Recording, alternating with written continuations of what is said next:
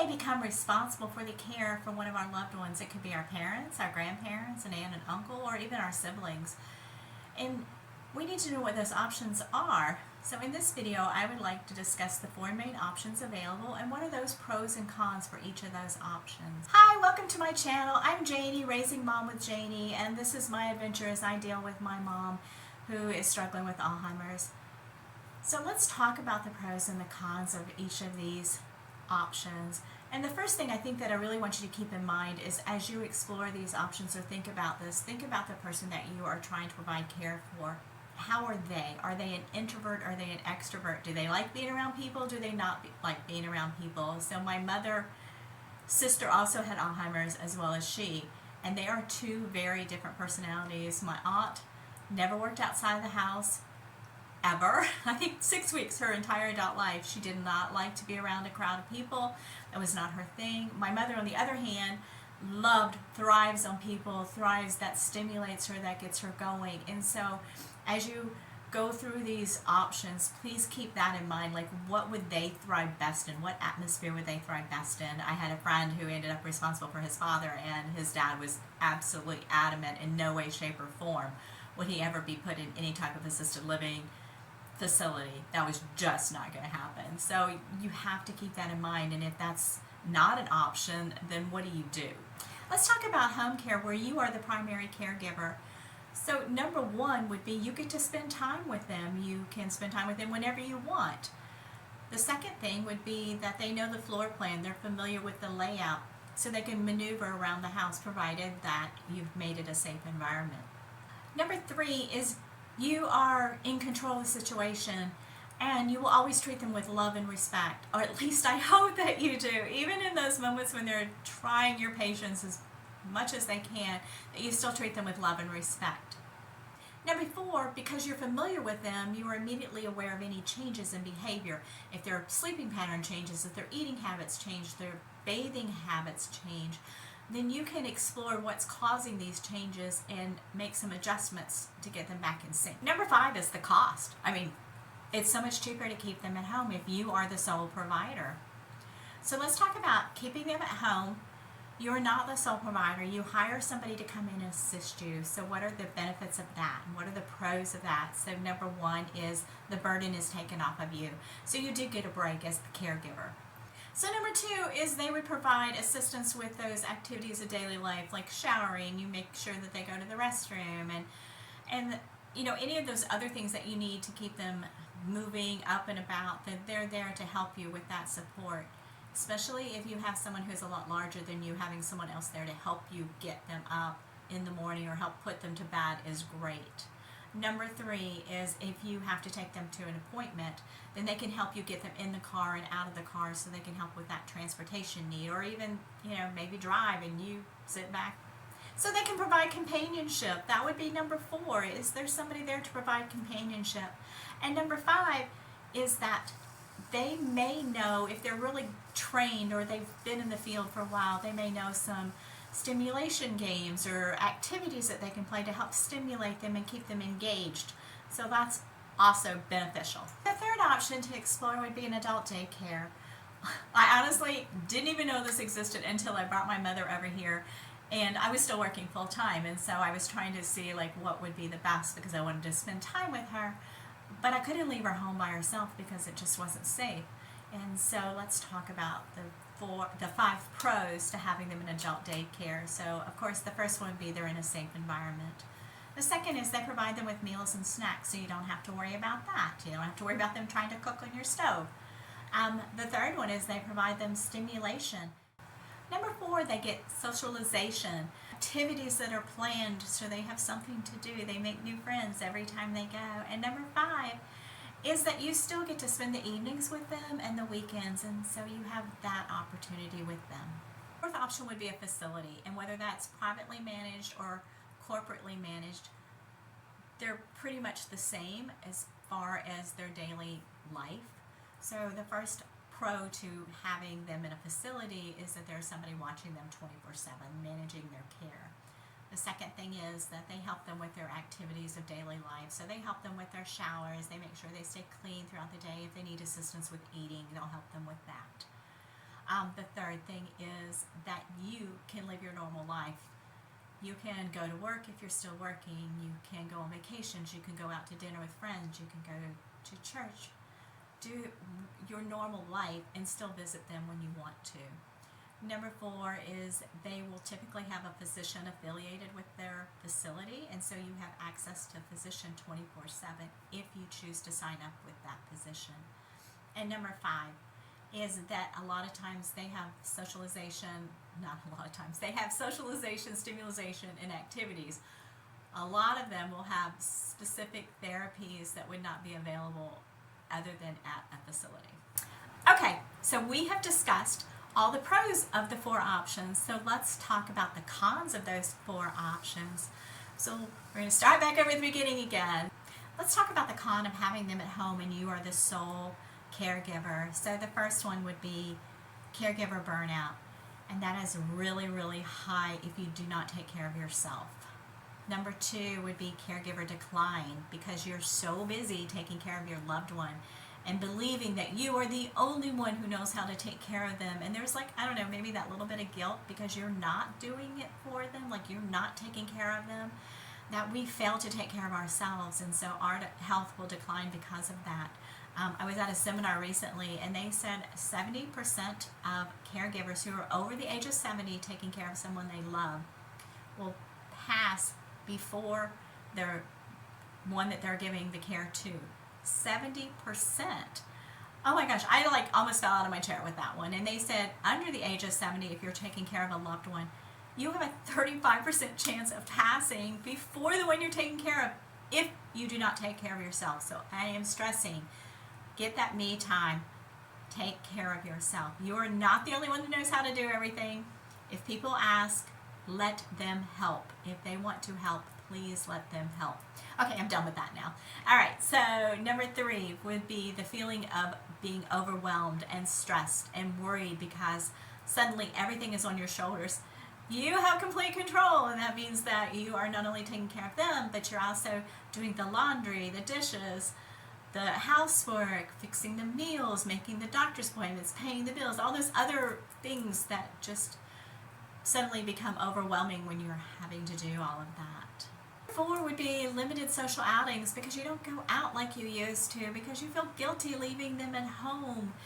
And these are things that you used to do together, like go to church, go to the movies, go out to dinner, and now you feel guilty because you're going without them. But you really can't take them because their behavior may not be quite as appropriate as it used to be, or they just don't want to go. 5, if they do have Alzheimer's or dementia or things like that, you have to realize that they could become a flight risk, and so you have to make sure that the house is secure so that they do not become a flight risk or are wandering the neighborhood. So let's talk about the cons of having them at home with you but hiring a caregiver. So the first one, and probably the hardest one for me, is that there's that lack of privacy. You now have the stranger in your house, invading your space, doing your laundry. Even though you want them to do your laundry, they're doing your laundry. They're doing the dishes. They're, seeing the house. So there's that. Number 2, what if they don't get along with the person that they're your loved one? So now there's this personality clash. You love them. You love what they do, but they just butt heads with your loved one. So then you have to find someone else and start jumping through the hoops again. Number 3, what if they're sick? They call out. You have to scramble to find somebody else, or if you're with an agency, the agency will provide someone else, but now you've introduced another stranger into your house. Number 4 is the potential for a security breach, and by that I mean you're in your house.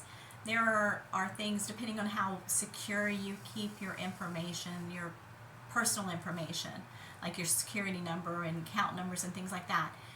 Depending on the person, if you've not gone through an agency where they've done background checks, there is a possibility for a security breach.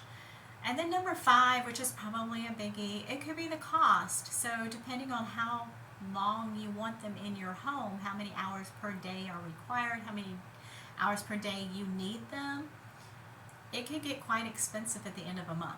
Okay, so let's talk about number 3, option number 3. Sound like I'm on a game show, right? So option number 3 would be the adult daycare. What are the cons of going to an adult daycare? So one of them is the limited hours that you would have available to you. So typically they're kind of like a regular daycare, you know, they're like, I don't know, 7 to 6, 7 a.m. to 6 p.m., somewhere in there. And their specific drop-off times, and you know, you better pick them up by this time or you're going to pay extra. So that would be like the first con.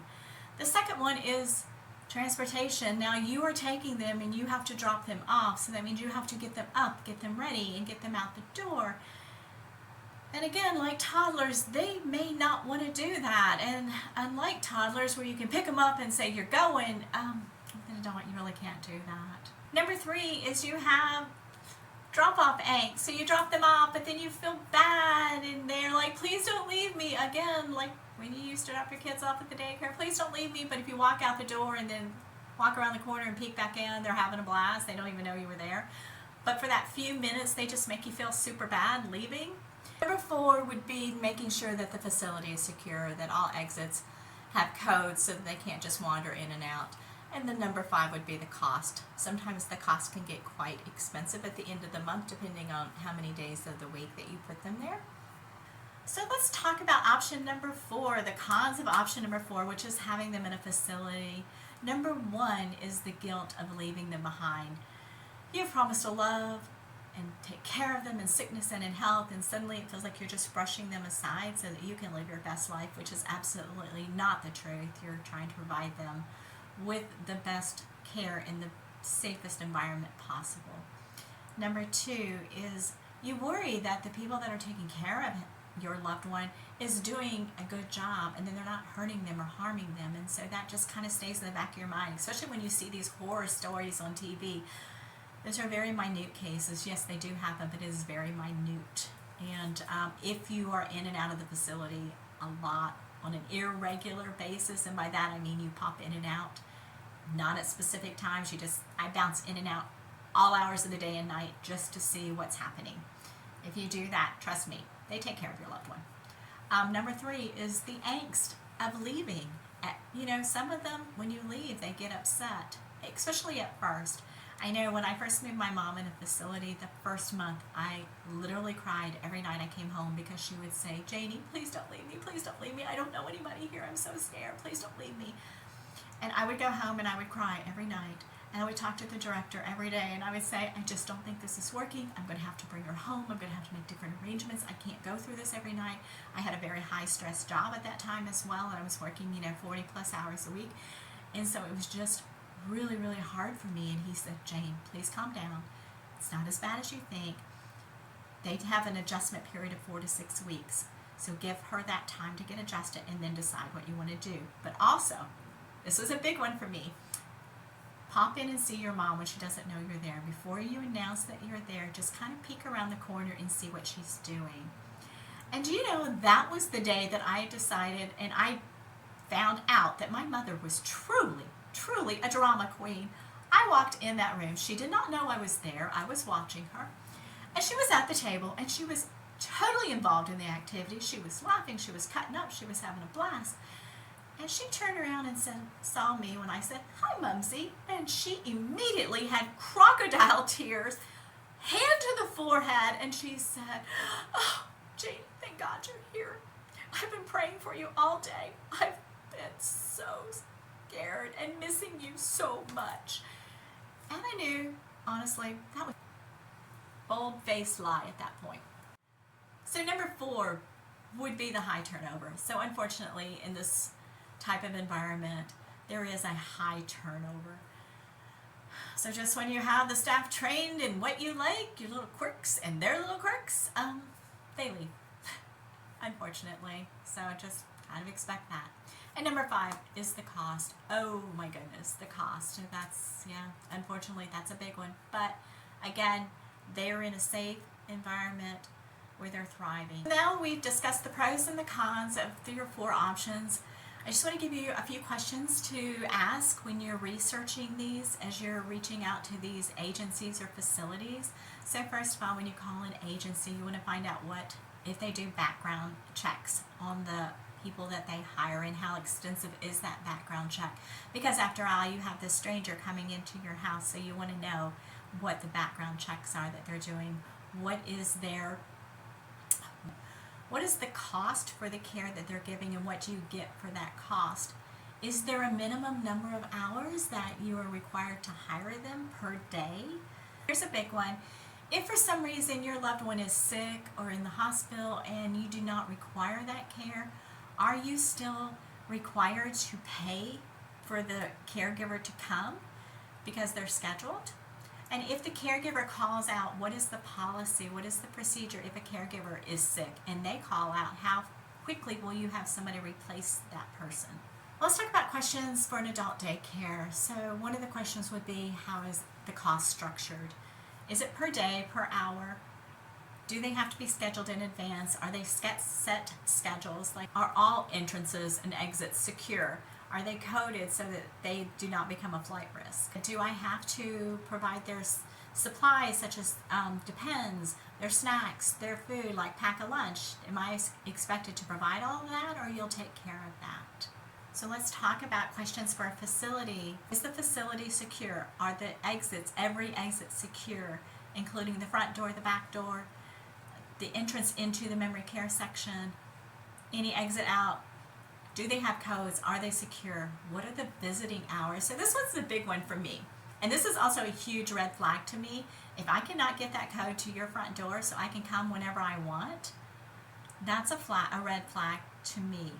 So luckily the facilities my mom has been in, there were no set visiting hours as a family member or somebody in immediate family. You could come and go as you want. Now they do kind of require or request that friends stick to kind of like the daytime hours, but for the most part I can come and go anytime I want, and I have the codes to get in all the doors. And if they don't give those codes, and some will not, then I personally would not leave my loved one there. So one of the questions to ask is, with the progression of disease or the decline of their health, would they still be able to stay here, or at some point would I have to move them out? So my friend ran into this with her father. He was in memory care with my mom, and he contracted a urinary tract infection, which ended up requiring him to have a catheter full time after that. And as she's getting ready to have him discharged from the hospital back to the facility we were at, they're like, the facility's like, no, sorry, he can't come back here. He's got a catheter. We can't handle that here. You'll have to take him somewhere else. And she had to scramble to find another facility that would take him. So that's a question to ask. And what is the ratio of caregiver to residents, nurse to residents? The person who dispenses the medicine, the med tech, what is her training, what is her certification, and what is the highest ranking, in my case, nurse on the facility? Is it an RN, an LPN, like what's their level? What is the turnover rate for the caregivers, for the med techs, for the nursing staff? Who is your longest running caregiver there? Who is the longest med tech that you've had or nurse that you have on staff? How is the cost structured? Is it a flat rate for the month, or is it per day? And each day it depends on the level of care that they need, and they have structured levels of care. So you want to find that out up front, because that can throw things a couple $1,000s either way depending on how they're structured. So keep in mind, this is my perspective. I am not a trained professional in any way, shape, or form. These are just things that I have stumbled across as I've been following this journey with my mom. And so please do your due diligence and research a little bit, like every facility. Just Google it, see what their ratings are. Go to Better Business Bureau, see if they have any complaints there. Just make sure that you check before you go in, and also do the tour of the facility, walk around it. Again, pick different times to see when you can walk in there and see what's happening in the facility. I thank you so much for watching. I hope that you gained a little bit of information out of this, and if you did, please hit the like, share, and subscribe down below. That would be amazing. I really appreciate it. And if you have just a couple more minutes, I have a fantastic clip of my mom coming up next, where she feels like I am trying to poison her with paper. It's really cute and it's funny. So if you have a few minutes, take a look at that. Otherwise, have a great day, and remember that life is a gift. Please cherish it always. Thanks.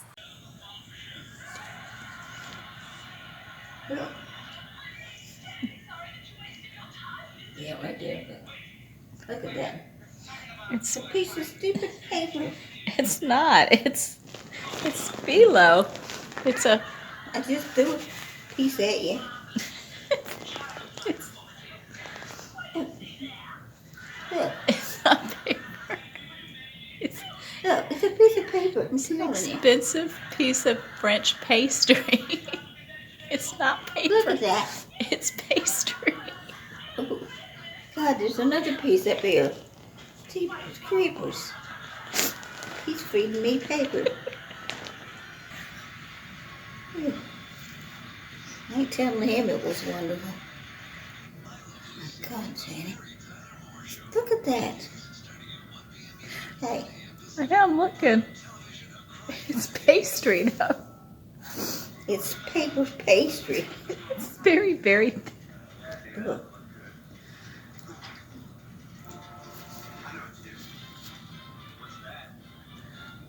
There's another piece of it. Look, right there it is. Oh. Yeah. I hate to tell him. But and stuff is gone. Look at that. It's a pastry shell. It's paper. It's trash, in other words.